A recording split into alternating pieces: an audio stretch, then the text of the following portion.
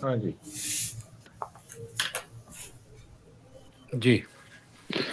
सुखस्य दुःखस्य न कोऽपि दाता परो ददातीति कुबुद्धिरेषा अहं करोमीति वृथाभिमानः स्वकर्म सूत्रग्रथितो हि लोकः।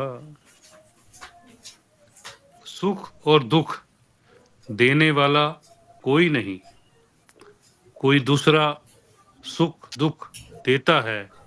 इसी मान्यता का नाम कुबुद्धि है। सुख दुख देने वाली चीज क्या है?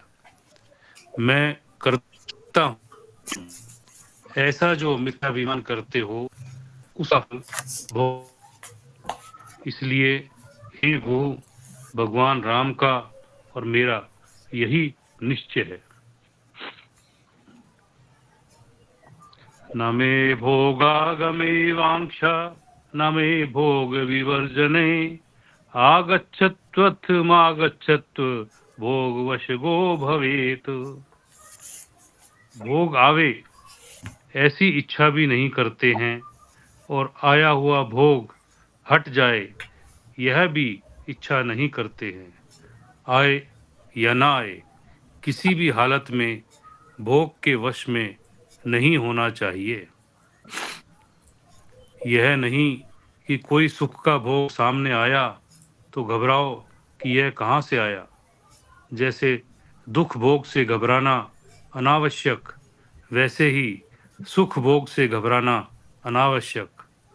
जैसे सुख के भोग में अपने को धन्य नहीं समझते, वैसे ही दुख के भोग में कभी अपने को धिक्कारना नहीं चाहिए। इतना हाँ ही जी, नहीं। ये बात समझ में आई कि नहीं आई? ये कह रहे हैं कि भाई सुख भोग से भी घबराना अनावश्यक है, घबराओ नहीं, ये कहाँ से आ गया? तो घबराहट सुख के भोग से कोई घबराहट होती है क्या? तो यहाँ घबराहट का तात्पर्य ये है कि वो इसलिए घबराता है कि सुख आया तो है, पर कितनी देर ये सुख रहेगा, इसलिए चला ना जाए, इसलिए घबराहट होती है। और फिर आगे यही बता दिया कि जैसे सुख होगा तो अपने आप को कहेंगे अरे मैं तो बड़ा धन्य हो गया, धन्य हो गया। सुख आए तो कोई धन्यता का भाव नहीं, और दुख आए तो ये नहीं कि देखो धिक्कारे अपने आप को, मैं तो दुखी बड़ा हूं, ऐसे। तो इसलिए कहा ये घबराहट नहीं होनी चाहिए। आगे चलिए। सुख मध्ये स्थितं दुःखं दुःख मध्ये स्थितं सुखं द्वयमन्योन्य संयुक्तं प्रोच्यते जलपंकवत्। जैसे कीचड़ और पानी हमेशा आपस में मिले रहते हैं, इसी प्रकार सुख के बीच में भी हमेशा दुख रहता है और दुख के बीच में भी हमेशा सुख रहता है। कोई काल ऐसा नहीं है जिस काल में केवल दुख ही हो, सुख ना हो, और कोई ऐसा काल नहीं है जिसमें सुख ही सुख हो, दुख ना हो। इसलिए चाहे इष्ट आवे या अनिष्ट आवे, उसमें ना हर्ष करते हैं और ना मोह करते हैं, क्योंकि सर्वम मायति भावनात्, ऐसा निश्चय है कि सभी एक जैसी माया है। इस प्रकार से बातें करते हुए भू और लक्ष्मण ने सारी रात बिताई। हाँ जी, इस बात को भी जरा समझ लें। कोई ऐसा काल नहीं है जिसमें सुख हो दुख ना हो। हम्म? और इसी प्रकार से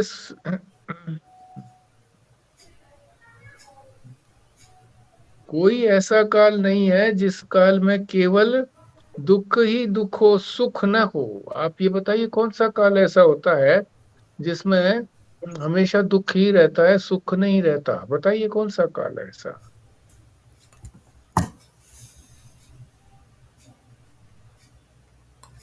गहरी सुषुप्ति में। बिल्कुल ठीक है। हाँ। यानी 24 घंटे के अंदर गहरी सुषुप्ति हो तो होती है, भयंकर दुख हो, भयंकर बीमारी हो, तो भी कुछ समय के लिए तो, चाहे घंटा, आधा घंटा, चाहे 10 मिनट, गहरी नींद आती है। उस समय में दुख कहाँ है? उस समय तो सुख ही सुख है। ये बात ठीक है। हम्म। हाँ जी, आगे चलो फिर। अच्छा, एक बात और बताई इसमें, माया की बात। तो जो इस बात को समझता है,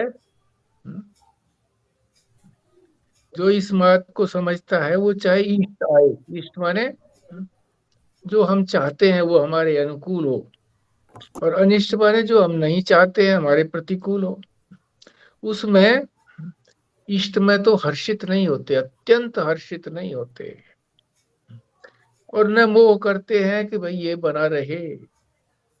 क्यों? क्योंकि माया है। माया का चरित्र ही बदलने वाला है। माया जो है, वो जो कुछ बनाती है माया से, वो वास्तव में होता नहीं है। माया से बनी हुई चीज कोई वास्तविक नहीं होती है। जैसे जादूगर अपनी जादूगरी से, वो भी उसकी माया है, कितनी सारी चीजें बनाता है, नोटों की गड्डी बनाता है, हैट में से खरगोश निकाल देता है कहीं। तो क्या उसको फिर वो आगे खेल दिखाने के लिए उन खरगोशों को इकट्ठा करता है? वो क्या नहीं करता है। मायावी है। तो ये संसार को समझना कि ये संसार मायावी है, सबसे बड़ी बात है। अभी हम इस संसार को सच्चा माने हुए हैं, इसीलिए फंसे हुए हैं। सच्चा है ये सच्चा नहीं है, केवल व्यवहार करने के लिए है, छोड़ने के लिए है, इसी में चिपके रहने के लिए नहीं है। क्योंकि माया है। माया से या हम अलग हो जाएंगे, या माया ही हमारे से परिवर्तित होकर के अलग हो जाएगी। जो अभी हमें ये लगता है कि हमारे लिए सुखकारी है, कुछ देर में वही दुख देने वाला बन जाता है। आगे चलिए। भगवान राम ने प्रातःकाल उठकर गुरु से कहा कि अब हम आगे जाएंगे, इसलिए गंगा पार करने के लिए एक सुदृढ़ नाव ले आओ। गुरु अच्छी सी एक नौका ले आए और भगवान राम गुरु का हाथ पकड़कर उस नाव पर चढ़ गए। लक्ष्मण सारे हथियार लेकर चढ़े। गुरु स्वयं राजा यानी निषाद राज होते हुए भी भगवान को पहुंचाने के लिए नाव खेने लगे। भगवती सीता ने गंगा जी से प्रार्थना की कि हम लोग सकुशल वन से आ जाएंगे, तब आपकी मैं पूजा करूंगी। नदी के पार जाने के बाद गुरु को भगवान ने कहा कि अब तुम वापस जाओ। गुरु ने भगवान से प्रतिज्ञा ले ली कि जब 14 वर्ष समाप्त होंगे, तब सर्वप्रथम आप मेरे नगर में निवास करेंगे, उसके बाद अयोध्या जाओगे। भगवान ने कहा, ठीक है, जैसे ही मैं लौटूंगा तुम्हारे पास अवश्य आऊंगा। निषाद राज गुरु को सब प्रकार से आश्वासन देकर भगवान ने विदा किया। गुरु भी दुखी था, लेकिन वापस चला गया। इसमें एक एक जो शब्द आया ना, सुदृढ़ नौका, कि उसने, निषाद राज गुह ने, भगवान ने कहा है कि एक सुदृढ़ नौका लेकर के आओ, तो वो सुदृढ़ नौका ले आए। तो सुदृढ़ नौका का क्या तात्पर्य है यहाँ पर? ये जो हमारा शरीर है ना, ये इसी में बैठ करके तो हमने यात्रा करनी है। ये सुदृढ़ होना चाहिए शरीर।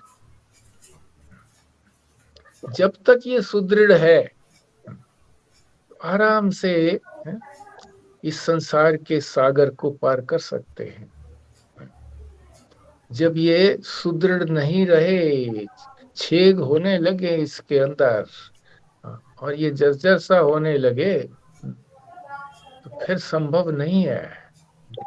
तो इससे ये ना सोचा जाए कि किसी की नाव सुदृढ़ नहीं है अब, तो उससे कुछ कार्य हो नहीं सकता, ऐसा नहीं है।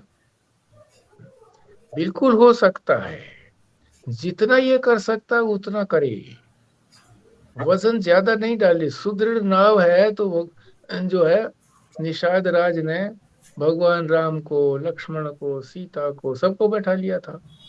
जब सुदृढ़ नहीं हो तो किसी को नहीं बैठाना, स्वतः आगे चलना है, ताकि बोझ कम होगा तो सुदृढ़ नाव न भी होगी तो भी आराम से पार चली जाएगी। तो औरों को बिठाने से क्या तात्पर्य है? मोह हो, है? जब हमारा शरीर जो है वो जर्जर होने लगा, नाव हमारी मजबूत नहीं रही, तब हमारा मोह भी कम हो जाना चाहिए। मोह तो हमारा उतना ही बना रहता है, बच्चों से, पति से, पत्नी से, भाई बहन से, और जिससे भी हमारा संपर्क होता है, जो हमारे अनुकूल होते हैं, उससे मोह बना रहता है। तो मोह नहीं करना है। जो कुछ भी सुख मिला है किसी से या दुख मिला, वे मेरे अपने प्रारब्ध का, कर्मों का ही भोग है। इसलिए जैसी भी नौका है, उससे केवल अपने आप को ही रखे, मोह वर्जित, मोह को छोड़ करके उस नाव को खें तो नाव चली जाएगी। आप इसमें किसी तरह की कहीं शंका प्रतीत हो तो बीच में पूछ सकते हैं, स्पष्टीकरण की शंका की भी के में भी शंका कर सकते हैं। और जो बात कुछ ऐसी लगती है कि भाई ये बात हमको ठीक सी नहीं लगी है, जो बताया गया है इसके अंदर, उसके बारे में भी पूछ सकते हैं। एक विचार इसमें जोड़ना चाहूंगा जी। हाँ जी। सुदृढ़ नौका में सिर्फ स्थूल शरीर को भी ना समझे, स्थूल और सूक्ष्म शरीर की भी बात हो गई है। तो हाँ खाली हाँ स्थूल शरीर की बात करें कि रोग लग गए हैं, जर्जर हो गया है, शरीर क्षीण हो गया है, अब मेरे से हाँ कुछ हाँ। नहीं होगा, भजन नहीं होगा, तो अपना हम्म मन बुद्धि चित्त अहंकार, जो ये हम्म सूक्ष्म शरीर है हमारा, ये तो कम से कम सुदृढ़ बना सकता है उसमें। हम्म वो तो हम्म स्वस्थ रहे कम से कम। अगर वो भी हम्म। ठीक है तो उससे भी तो पार लगा सकता है उस नौका से। हाँ ठीक है, पर ये है कि ये दोनों आपस में जुड़े रहते हैं, अकेला यही एक नाव नहीं होती। जैसे आपने कहा कि स्थूल शरीर कभी भी सूक्ष्म शरीर से अलग नहीं होता, सूक्ष्म शरीर स्थूल शरीर से अलग नहीं होता, केवल मृत्यु काल में अलग होता है। उससे पहले एक दूसरे का काम आपस में चलता है, क्योंकि ये कॉम्प्लेक्स मैकेनिज्म है, आपस में जुड़े हुए हैं। तो ये बात ठीक है। हाँ जी, आगे चलिए। अब भगवान का वनवास प्रारंभ हुआ। 14 साल के वनवास में भगवान ने जितने कार्य किए वे दो भागों में विभक्त हैं। एक भाग में भगवान ने जगह जगह ऋषि मुनियों के आश्रमों में जाकर वहाँ शास्त्रों एवं भगवत विषयक उपनिषदों का श्रवण किया, और दूसरे में राक्षसों का हनन किया। निवृत्ति मार्ग के अंदर दो ही कर्तव्य हैं, बार बार शास्त्रों का श्रवण करना, तरह तरह से श्रवण एवं मनन का अभ्यास करते हुए इस वृत्ति को दृढ़ करते चले जाना। जितने राक्षस काम क्रोध आदि विकार आते हैं उन सबको मारते जाना, बस ये ही तो दो साधनाएं हैं।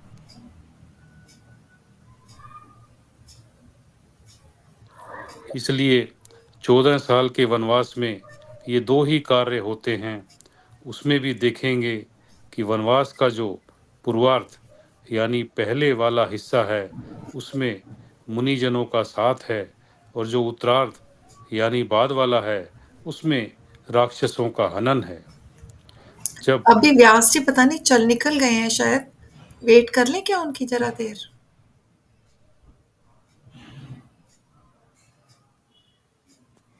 मैं पढ़ने में ध्यान था जी, मैंने ध्यान ही नहीं किया उधर से। आपने सोचा अचानक क्या हो गया। हाँ चार्जिंग बिल्कुल खत्म हो गई थी। वार्निंग जो है मैंने देर से देखी, 2% रह गई थी, इतने जोड़ा इतने वो भी खत्म हो गई। तो जी अब ये हम वहीं से प्रारंभ करेंगे, अब भगवान का वनवास। जी जी, हाँ वहीं जी। से करता हूँ। अब भगवान का वनवास प्रारंभ हुआ। 14 साल के वनवास में भगवान ने जितने कार्य किए वे दो भागों में विभक्त हैं। एक भाग में भगवान ने जगह जगह ऋषि मुनियों के आश्रमों में जाकर वहाँ शास्त्रों एवं भगवत विषयक उपनिषदों का श्रवण किया, और दूसरे में राक्षसों का हनन किया। हाँ, इस निर- बात को आप समझते हैं तो समझाइए मुझे कि ये जो दो भागों में विभक्त है इसका क्या महत्व है। किस दृष्टि से ये दो भाग में है उनका जीवन चल रहा है। सारा वनवास जो है दो तरीके से ही चलेगा। हाँ जी। निर्वर्ती मार्ग के अंदर नहीं नहीं, इसमें कोई कोई अपना बताए ना, नहीं बताए पाएगा तो फिर मैं बोलता हूँ इसको। दो भागों में किस लिए बांटा गया है। हमारे लिए उपदेश है ना, उसी उपदेश को ग्रहण करना हमने। कोई बता पाए तो। क्या देखो, पूछा है? क्या पूछा है? ये जो इन्होंने दो भागों में विभक्त है, भगवान ने 14 साल के अंदर उस वनवास के पीरियड में जो भी कुछ काम किया है वो दो भागों में विभक्त है। एक महात्माओं के ऋषि मुनियों के आश्रमों में जाकर के शास्त्रों को सुनना, और दूसरा जो है वो राक्षसों को मारना। तो इसका क्या महत्व है से, हमारे जीवन में इस बात का क्या उपयोग है।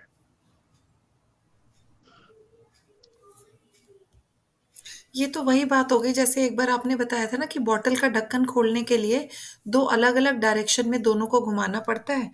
तो अगर हम एक एक साइड से हम सुनते भी जाएंगे और वो विचार शास्त्रों के दृढ़ करते जाएंगे, तो और दूसरी साइड से हमारी जो बुरी प्रवृत्तियां हैं उनको हम मारते चले जाएंगे, तो फिर हमारा तो लक्ष्य आगे बढ़ जाएगा।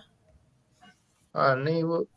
इसमें पहले ये बात आई ना जी कि पहले राक्षसों का वध नहीं किया, पहले शास्त्रों का अध्ययन किया। हम्म श्रवण मनन निध्यासन जो इसमें आगे बताया है वैसे तो, मगर हम्म सत्पुरुषों का संग करेंगे, स्वाध्याय करेंगे, अच्छी जो है सत्संग करने से जब विवेक जागृत होगा, तभी काम क्रोध लोभ जो विकार हैं, जो राक्षस हैं, उनका हनन कर पाएंगे। आप सीधे उनका सीधा सीधा नहीं मार पाएंगे, क्यों? जब तक विवेक ही नहीं होगा पता ही नहीं चलेगा राक्षस कौन है, किनको मारना है, कैसे मारना है। देखो, ये कोई आगे पीछे वाली बात यहाँ नहीं बताई गई है। दो भाग बताए गए हैं, एक भाग में ऋषि मुनियों में जाकर के आश्रमों में श्रवण मनन करना, दूसरा भाग जो है राक्षसों को मारना। तो इसका क्या महत्व है कि हमें ज्ञान के साथ साथ अंतःकरण की शुद्धि भी करनी चाहिए। हमारे अंदर जो राक्षस बैठे हुए हैं, भगवान तो बाहर के राक्षसों को मारते हैं, हमें अंदर के राक्षसों को मारना है। राग द्वेष मोह है और भी कई है, उनको मारना है। तो वो मारने का क्या तात्पर्य, अंतःकरण की शुद्धि, मन की शुद्धि। ये भी करें, मन की शुद्धि। इसमें क्या आता है, कर्म और उपासना, दोनों से अंतःकरण की शुद्धि होगी। दोनों साथ साथ करेंगे तो अंतःकरण की शुद्धि होगी। तो ये तो अंतःकरण की शुद्धि होगी, और साथ साथ श्रवण मनन निध्यासन भी करेंगे, ताकि उस दिशा में भी आगे बढ़ते रहें, और इधर जो है वो उसकी तैयारी भी होती रहे कि ठीक से बात समझ में आती रहे। जी। निर्वृत्ति मार्ग के अंदर दो ही कर्तव्य हैं। बार बार शास्त्रों का श्रवण करना, तरह तरह से श्रवण एवं मनन का अभ्यास करते हुए इस वृत्ति को दृढ़ करते चले जाना। जितने राक्षस काम क्रोध आदि विकार आते हैं उन सबको मारते जाना। बस यही तो दो साधनाएं हैं। इसलिए 14 साल के वनवास में ये 2 ही कार्य होते हैं। उसमें भी देखेंगे कि वनवास का जो पूर्वार्ध यानी पहले वाला हिस्सा है उसमें मुनिजनों का साथ है, और जो उत्तरार्ध यानी बाद वाला है उसमें राक्षसों का हनन है। जब निवृत्ति की पहली अवस्था होती है तब साधक को परमात्मा के विषय में बार बार सुनना जरूरी होता है, मनन करना जरूरी होता है। ये 2 प्रधान रहते हैं। जब ये दृढ़ हो जाते हैं तब मन के विकारों से लड़ना प्रधान हो जाता है। पहले ही हाँ, मन के विकारों ये से संजीव शर्मा ने जो कहा था ना कि पहले उससे वो करो फिर ये करो, तो ये यहाँ उनकी बात का समर्थन हो गया। ठीक है। हाँ जी, इसी बात को पहले और ही आगे भी समझाएंगे। हाँ जी। पहले ही मन के विकारों से लड़ना चाहोगे तो दृढ़ता नहीं आएगी। इसलिए सारा वनवास 2 भागों में विभक्त है, एक ऋषि मुनियों के साथ वाला और दूसरा राक्षसों के हनन का। अतः भगवान गंगा पार करके सर्वप्रथम भरद्वाज ऋषि के आश्रम में गए, फिर वाल्मीकि ऋषि के आश्रम में गए। भारद्वाज एंड वाल्मीकि आश्रम ऋषि ने सारा वृतांत सुनाया। वाल्मीकि ऋषि के आश्रम के पास ही थे तब तक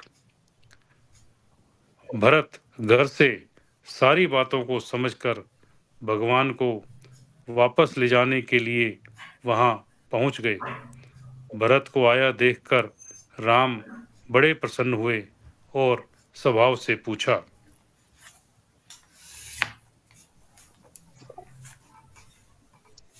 हाँ जी, अब ये लाइट चली गई है, तो अब वो बैटरी बॉक्स कर रही थी शैली, तो उससे कोशिश करता हूँ वो आए तो। कोई नहीं, आपकी वीडियो नहीं आ रही है, ऑडियो तो आ रही है, आप ऑडियो से बात अच्छा, करते रहेंगे।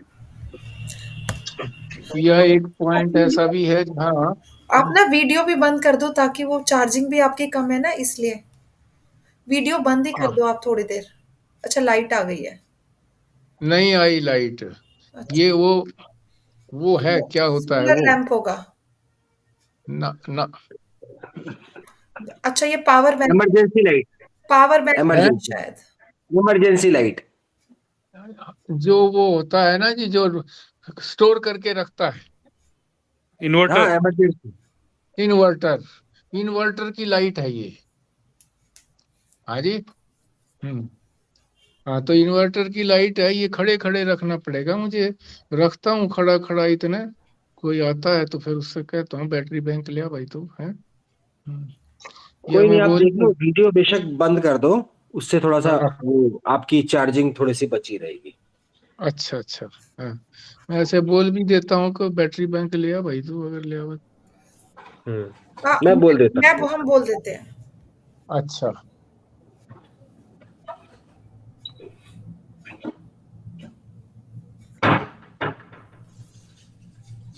जी आगे चलें जी। हाँ, चलो चलो। हाँ, अरविंद आप म्यूट कर लो और उसको फोन कर दो, शैली को। ओके। अच्छा अच्छा अच्छा। पिता मे कुशली किम वा मां किसाहाति दुःखितः वसिष्ठस्तुमुवाचेदं पिता ते रघुनंदन। तुम्हारे पिता राजी खुशी तो हैं,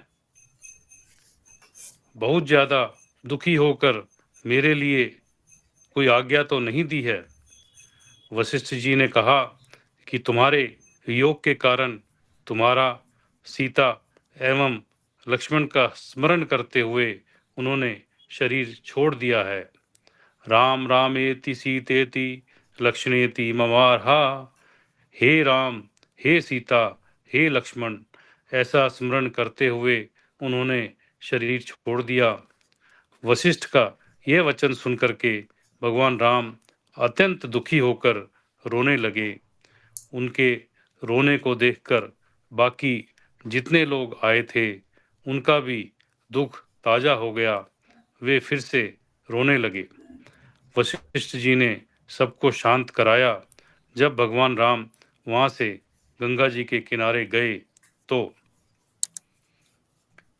ततो मंदाकिनी किनी गत्वा स्नात्वा ते वीत कल्मषा राज्ञे दद्दुजलम तत् सर्वे ते जल कांक्षिणे। शास्त्र का नियम है कि यदि 13 दिन समाप्त हो जाएं तो जैसे ही अपने किसी बंधु के मरण को सुनो वैसे ही तुरंत स्नान करो और फिर उसका तर्पण करो। भगवान राम ने गंगा जी में जाकर स्नान किया, तर्पण किया, उसके बाद पिंडदान करना था। पिंडदान तो घी, मावा, जौ के आटे आदि से होना था। वह सब जंगल में रहते हुए कहाँ से मिलता? उनको तो फल, कंदमूल आदि पर ही रहना था। इसीलिए इंगूदी फलापन्याकर्चतां धु संलुतान वयम यदन्ना पितृस्तन्ना स्मृति नोदिता। इंगूदी के फल को पीसकर शहद के द्वारा ढांककर उसी का पिंडदान किया। भगवान ने कहा कि यह नियम है, जैसा अन्न स्वयं खावें वैसा ही अन्न अपने पितरों को देना चाहिए। क्योंकि मैं फल फूल खाता हूँ इसीलिए फल फूल आदि का ही उनको पिंड दे रहा हूँ। यह याद रखना कि जो अन्न खाते हो वही पिता को देना चाहिए। आजकल की पद्धति विपरीत है, क्योंकि समझते हैं कि ब्राह्मण को खिला रहे हैं, अपने पितरों को नहीं खिला रहे हैं। जो तुम खाते हो वही तुम्हें पितरों एवं देवताओं को देना चाहिए, यही नियम है। उस दिन भगवान ने उपवास रखा। इस सब के द्वारा भगवान बतला रहे हैं कि किस प्रकार से नियमों में निवृत्ति में रहते हुए शास्त्रानुकूल आचरण करने में किसी भी प्रकार की ढिलाई नहीं करनी चाहिए।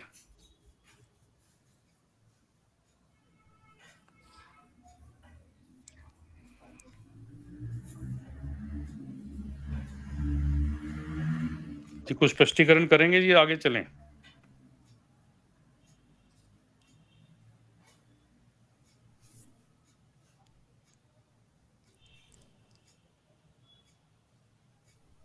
आवाज सुन पा रहे हैं जी हमारी? आपका म्यूट लग रहा है। आपने ना 2 बार ज्वाइन कर रखा है, इस वजह से शायद आपको आवाज नहीं आ रही। मतलब आपकी म्यूट हो रखा है एक ना।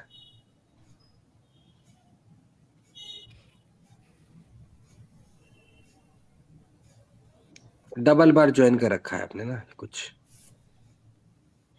आपकी आवाज नहीं आ रही पापा? हाँ अब ठीक है। आप अनम्यूट करो दूसरे वाले को।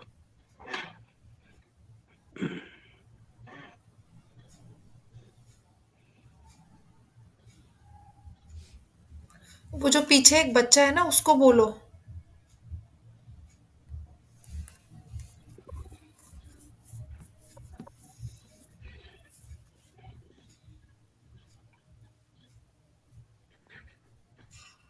निवृत्ति काल में शास्त्र का आचरण करना चाहिए। शास्त्र जैसे कहता वैसे करना चाहिए। तो शास्त्र ने ये बताया कि भाई जो पिंडदान वगैरह करना है तो जो कुछ हम खाते हैं वही उसी का ही उन्हीं उसी अन्न का उसी तरीके के अन्न का बना करके देना चाहिए। और प्राय लोग जो है ना जब यूं सोचते हैं कि पंडित जी खा रहे हैं तो इनको तो हलवा पूरी दो, खीर दो, है दही रायता ये सब कुछ दो। तो शास्त्र का नियम ये है कि जो आप खा रहे हो पितरों को भी अपने जो माता पिता जो बड़े बुजुर्ग गए हुए हैं उनको अलग से विशेष पकवान किस लिए खिलाओगे? दृष्टि हमारी पंडित को खिलाने की है। दृष्टि हमारी ये होनी चाहिए कि ये जो कुछ हम पिंडदान वगैरह कर रहे हैं ये हमारे बुजुर्गों के पास जाएगा। तो ये तो आचरण वाली बात होगी। तो यही स्पष्टीकरण करना था और कुछ था? हाँ जी।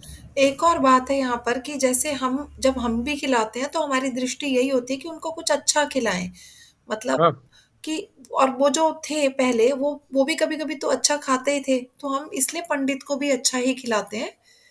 तो इसीलिए शायद यही सोच के सब ऐसे खिलाते हैं। हाँ नहीं, ये तो जो शास्त्र के अनुकूल नहीं नहीं सोचते हैं, उनको उनको रैशनलाइज कर दिया। तो उनको रैशनलाइज नहीं करना, यानी अपने को रैशनलाइज नहीं करना है। शास्त्र जैसा कहता है वैसे करना है। हम्म। जी। जैसे लक्ष्मण ने कहा था कि पिताजी ने यह सब गलत किया, उसी प्रकार भरत भी पिता के लिए वही कहता है। स्त्री जितो भ्रातर्देय उन्मत्तो यदि वक्ष्यति तत्स्यमिति न ग्राह्यं भ्रांत वाक्यम यथा सुधी। पिताजी स्त्री के द्वारा जीत लिए गए थे, स्त्री के अनुसार चलने वाले थे, उन्मत्त हो गए थे, उनकी बुद्धि भ्रम में पड़ गई थी, इसीलिए उनकी बात मानना जरूरी नहीं। आप वापस चलिए। भगवान बोले कि भाई भरत, तुम भूल रहे हो, यह बात तो तुम्हारी माता के विवाह के समय ही निश्चित थी। हाँ, ये जो है ना यहाँ पर है। भरत जी कह रहे हैं पिताजी जो है ना वो स्त्री के उसमें मोह में जीत लिए गए थे, उनकी बुद्धि जीत ली गई थी।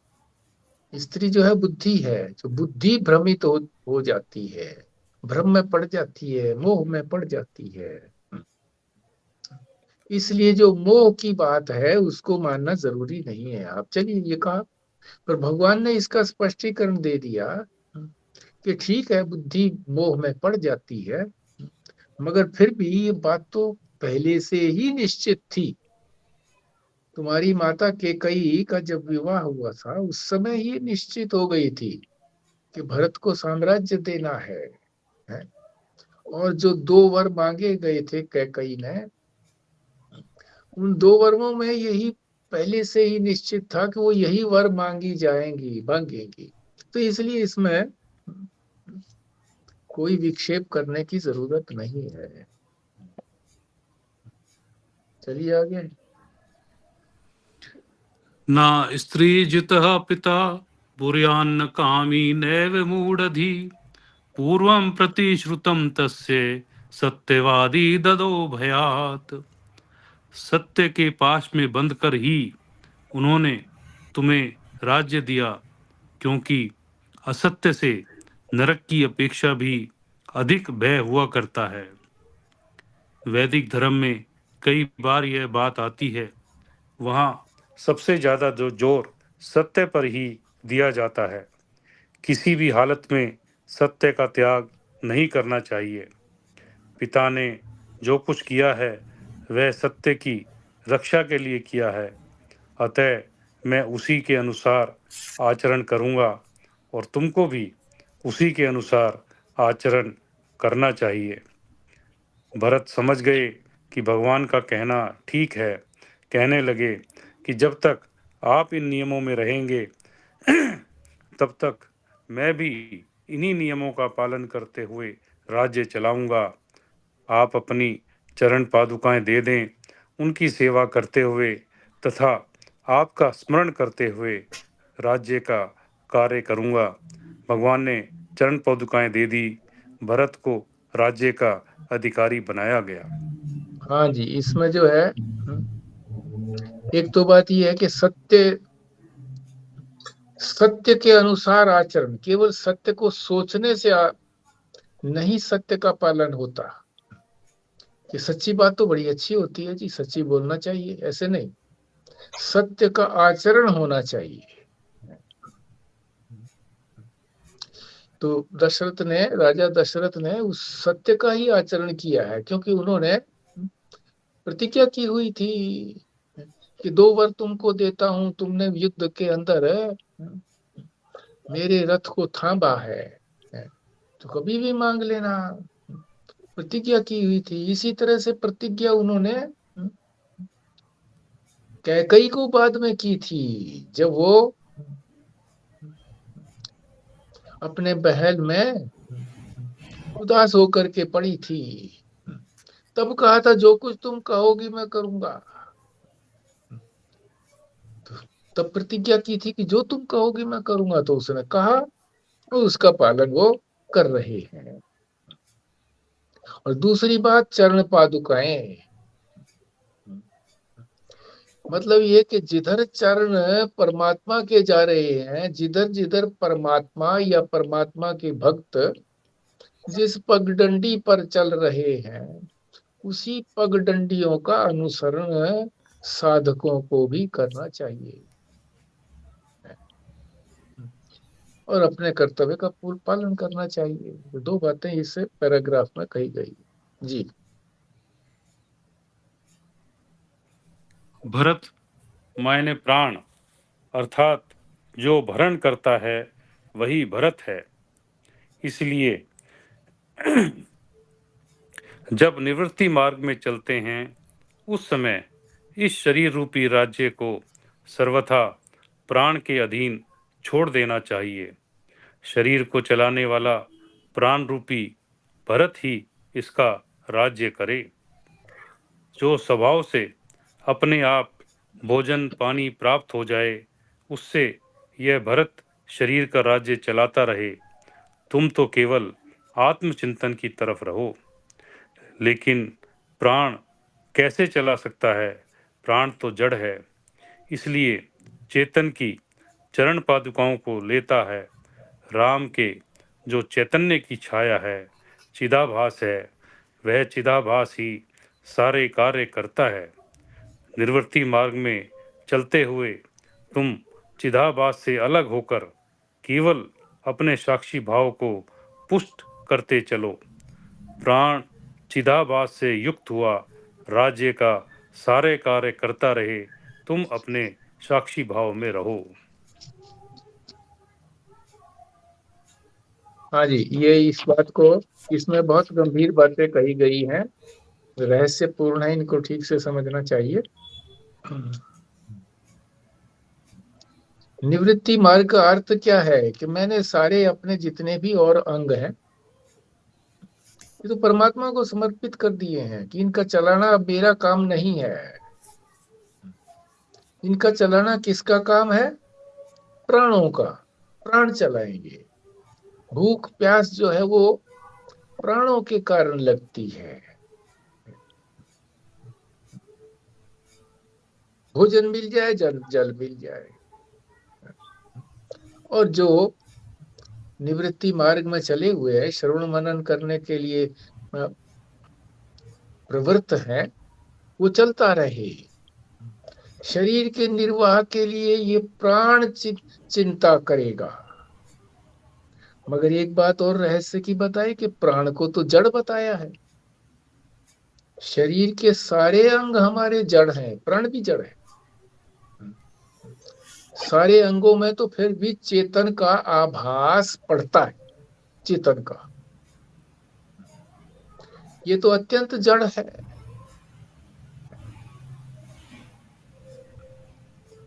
मगर ये उस समय में भी चलता है जिस समय में सारे अंग नहीं होते सुषुप्ति के अंदर, प्राण फिर भी चलता है।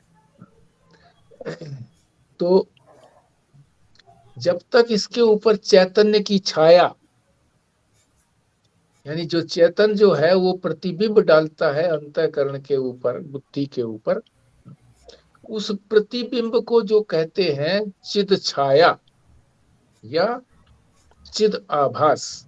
चिद का आभास, चिद नहीं है, वो चेतन नहीं है, पर चेतन का आभास है। चेतन जैसा मालूम पड़ता है। उस आभास से ये सारा चले। उस आभास के न होने से जड़ ये काम नहीं कर सकता, शरीर का पोषण नहीं कर सकता। कौन? प्राण, क्योंकि जड़ है।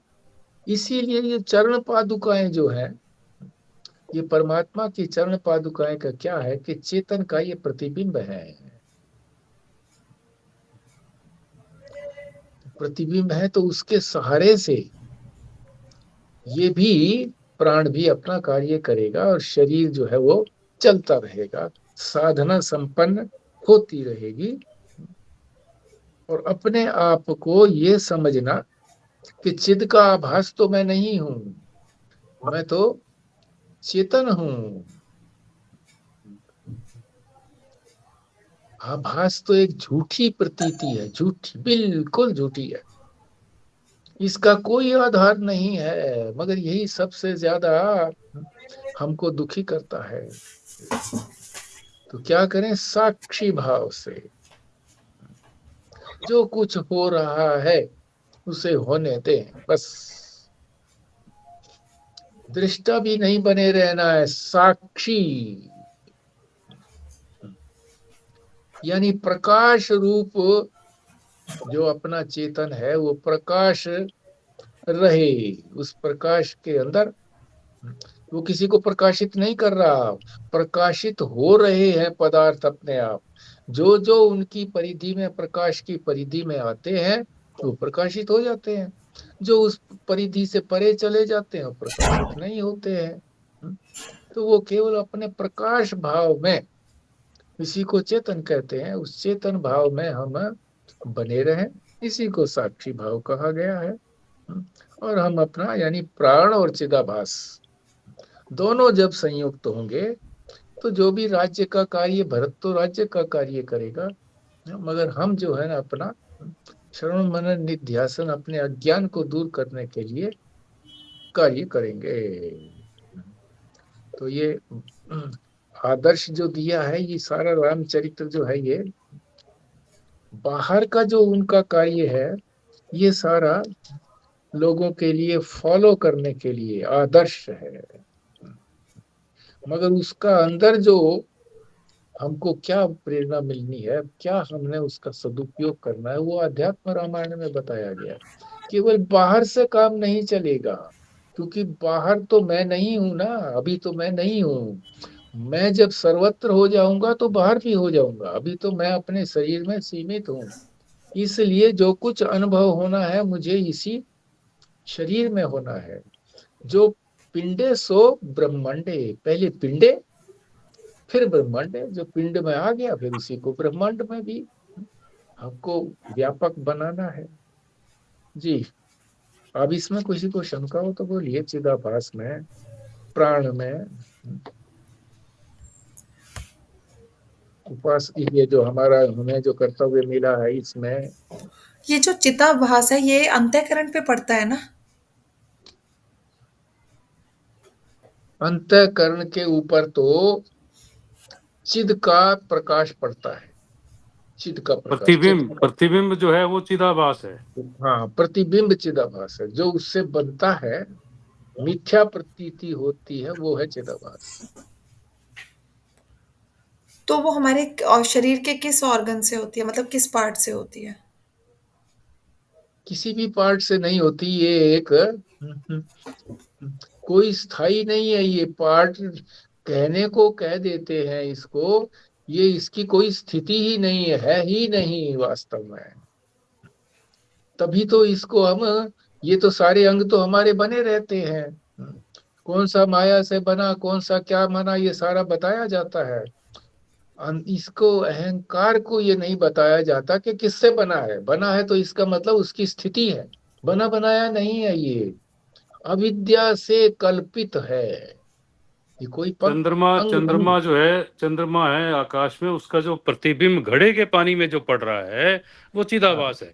अब वो हाँ कहोगे वो चंद्रमा तो घड़े में नहीं आ गया है, हाँ वो तो हाँ। वो चिदाभास है, उसके अंदर जितने भी घड़े होंगे सब में आएगा। आप कहोगे जी अलग अलग चिदाभास हो गए, सबके अंदर अलग अलग चंद्रमा आ गया, क्योंकि सभी में वो जो एक जो चंद्रमा है आसमान में, उसका जो प्रतिबिंब है वो अनेकों अनेकों सैकड़ों हजारों लाखों करोड़ों जितने भी अनगिनत घड़ों के अंदर वो प्रकाशित कर रहा है। उसी तरह से ये जो चिदाभास है, ये सभी जगत के प्राणियों में सब में जो है वो प्रकाशित हो रहा है।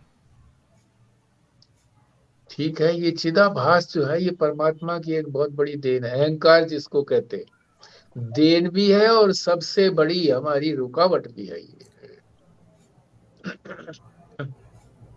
परमात्मा की व्यापकता को समझने के लिए चिदाभास जरूरी है। सारे शरीर के अंग जो झूठे हैं, मतलब हैं ही नहीं, उनके अंदर प्रकाश जो है वो इसी के माध्यम से आता है। जब इसने प्रतिबिंब, प्रतिबिंब जो है वो प्रकाश का एक छाया है, तो छाया इसी के माध्यम से जाती है, और इसी को हम सबसे प्रबलशाली बना होता है हमारा। इसी को छोड़ना सबसे बुरा होता है, कठिन होता है। अहंकार, मैं बुद्धि, ये किसी के साथ भी मैं बुद्धि कर लेता है। शरीर के साथ मैं बुद्धि कर लिया तो मैं शरीर, इंद्रियों के साथ कर लिया तो मैं इंद्रिया, मन के साथ कर लिया तो मैं मन हूं, बुद्धि के साथ कर लिया मैं बुद्धि हूं। तो मैं पना जो है ये अहंकार है, इसी की निवृत्ति करनी है, समझ करके निवृत्ति करनी। आगे चलिए। मैं समझता हूँ जी आज यहीं तक रखे जाए, इसी पे और चर्चा कर लें। हाँ हाँ एक विचार मन में ये भी आया था हाँ परमानंद जी, जी को सुनते हुए कि हाँ जो जी। शरीर की क्या आवश्यकता है, जो भी सुदृढ़ नौका की बात आई ना जी, हम्म तो उन्होंने भाव दिया कि जब तक मिट्टी से घड़ा बना है तभी तो हम्म, उसमें पानी स्टोर कर सकते हो। मतलब ये शरीर जो बना तभी तो इससे साधन कर सकते हैं, हाँ हाँ इसकी उपयोगिता ये है। तभी इसको हाँ सुदृढ़ नाव को भी ठीक रखें। अगर हाँ। उसमें मटके में छिद्र होंगे तो पानी नहीं रुकेगा, जर्जर हो जाएगा, टूट जाएगा, तो उसमें हम्म पानी नहीं टिक पाएगा। तो हम्म दूसरों की प्यास कैसे बुझा पाएंगे उसको? कोई हम्म कोई लाभकारी नहीं रहेगा, काम में नहीं रहेगा। तो इसलिए उसको सुदृढ़ रखा जाए। हम्म, हाँ ठीक बात है।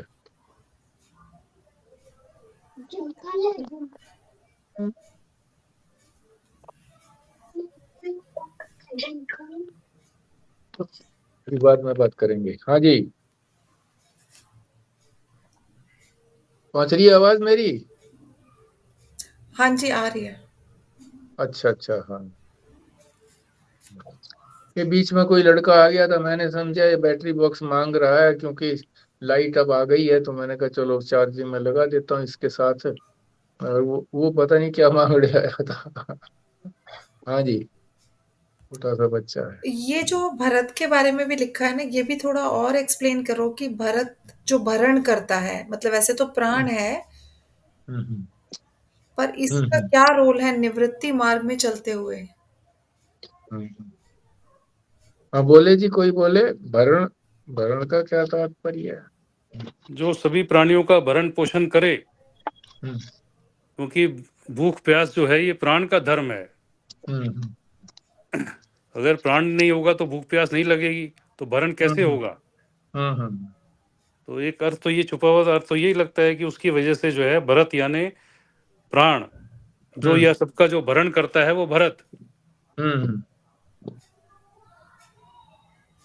भरण का भी ये भी मतलब है कि भोजन तो कर लिया हमने, रस बन गया उसका, अब उस रस को, रक्त को सर्वत्र पहुंचाना, भरता है, पहुंचाता है। ये सर्वत्र प्राण ही नाड़ियों के अंदर चलता है।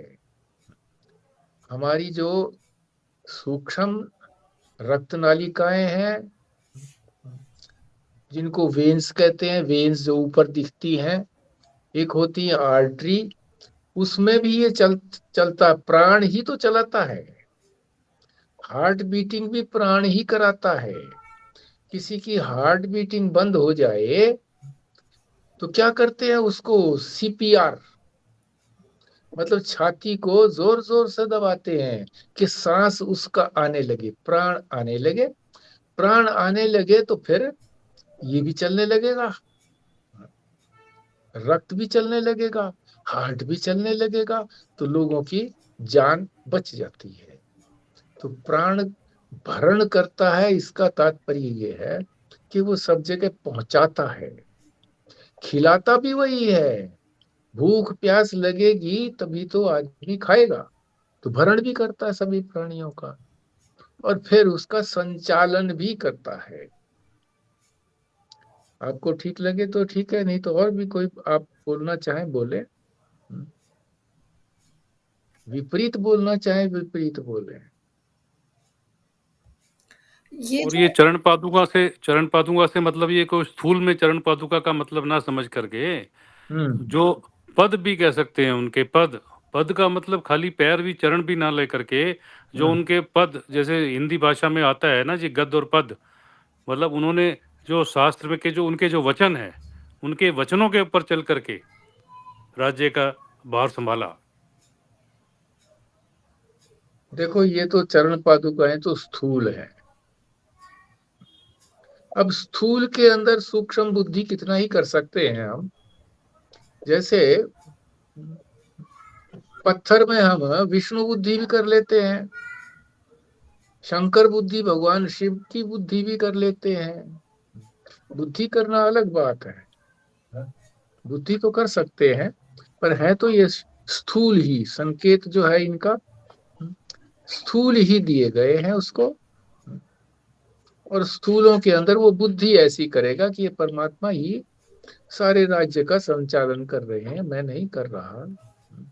इसी तरह से हम भी जो साधक हैं, वो भी हम भगवान विष्णु की जब पूजा करते हैं, शिव शंकर की पूजा करते हैं, अभिषेक करते हैं, तो यही करके, सोच करके कि भगवान शंकर ही सब कुछ कर रहे हैं। मैं तो केवल अपने मैं तो अहम बुद्धि बना रखा है कि मैं कर रहा हूँ, इसी को छोड़ना है। मैं कुछ नहीं कर रहा, वही कर रहे हैं सब कुछ। तो यही भरत जो है, ये इसी स्थूल चरण पादुकाओं को में आप भाव करके, या भाव की बात आएगी। चरण पादुकाएं तो स्थूल हैं, पर भाव इसके अंदर राम का करेगा, चेतन का करेगा, और सारा राज्य का संचालन करेगा। जी। ये जो यहाँ पे लिखा है ना कि हम्म। शरीर को सर्वथा प्राण के अधीन छोड़ देना चाहिए, इसका क्या हम्म। मतलब है? प्राण चलाए, मेरा दायित्व नहीं है। प्राण जो है वो अगर जीवित रख रहा है, क्योंकि प्रारब्ध भोगवाना तो है परमात्मा ने। जब तक वो प्रारब्ध नहीं भोगा जाएगा तो प्राण नहीं छूटेंगे। इसीलिए कहा है ना कि भाई प्राण भी जो है गिने चुने प्राण है। आयु का मतलब प्राण ही है, प्राणों की संख्या है। केवल ईयर्स की बात नहीं है, वर्षों की बात नहीं है। इसीलिए सन्यासी लोगों का जीवन लंबा चलता है। क्यों? कि वो प्राण को कंट्रोल करके, जो उनकी प्राण की जो आवृत्ति होती है, बार बार जल्दी जल्दी होता है, वो बहुत धीमा हो जाता है। और बहुत बार तो वो प्राण लगता है कि चलता ही नहीं है। ध्यान की स्थिति जब हमारी होती है, तो हमें लगता है कि प्राण तो चल ही नहीं रहा, मैं कैसे बैठा हुआ हूँ, पर मैं जागृत हूँ, सोया भी नहीं हूँ, प्राण तो चल ही नहीं रहे हैं। तो संख्या कम हो जाती है प्राणों की, तो आयु लंबी हो जाती है। इसी तरीके से बहुत काम ऐसे होते हैं, स्त्री पुरुष का संग जो है उसमें बहुत अधिक प्राण चलते हैं। तो जो इस प्रकार से जो कामी व्यक्ति है, उसका जीवन के जो गिने चुने प्राण हैं, वो फिर कम हो जाते हैं, उसी मात्रा में कम हो जाते हैं। तो चलाता ये प्राण ही है, प्राण ही शरीर को चलाए है। इसमें कह रहे हैं प्राण जी, ही। शरीर को प्राण चलाने का मतलब ये है कि शरीर शरीर स्थूल शरीर को प्राण चलाए, और जो अपना अंतःकरण जो है वो आत्म चिंतन की तरफ लगे। तो उसके बारे में शब्द आया, आत्म चिंतन करे। मतलब शरीर की बहुत ज्यादा परवाह ना करते हुए कि अपनी भोजन हाँ, पानी की जो स्वतः व्यवस्था हो गई है, वो व्यवस्था होने से हमारा शरीर का काम चलता रहेगा। और हम जो जो हमारा चिदाभास है, जो हमारा अंतःकरण है, वो आत्म चिंतन की तरफ लगे, ना कि वो सिर्फ शरीर की चिंता में ही लगा रहे। ठीक बात है, ठीक बात है। ये व्यवहारिक की बात है हमारी। इसका पालन करते हुए अपने लक्ष्य की तरफ बढ़ना चाहिए। हाँ जी। जैसे अब लाइट चली गई थी, हमने कितने सारे आयोजन किए हैं, पर अपने लक्ष्य के प्रति बढ़े रहे। थोड़ा सा व्यवधान होता ही है, हो गया, कोई बात नहीं है, पर लक्ष्य में बढ़ते रहे। जी।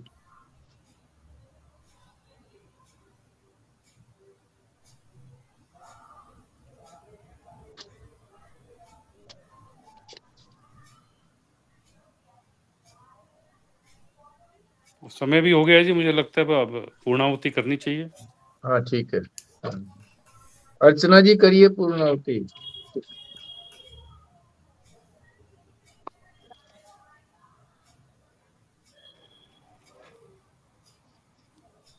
ॐ पूर्णमदा पूर्णमिदं पूर्णात् पूर्णमुदच्यते पूर्णस्य पूर्णमादाय पूर्णमेवावशिष्यते। ॐ शान्ति शान्ति शान्तिः। नारायण नारायण। नारायण।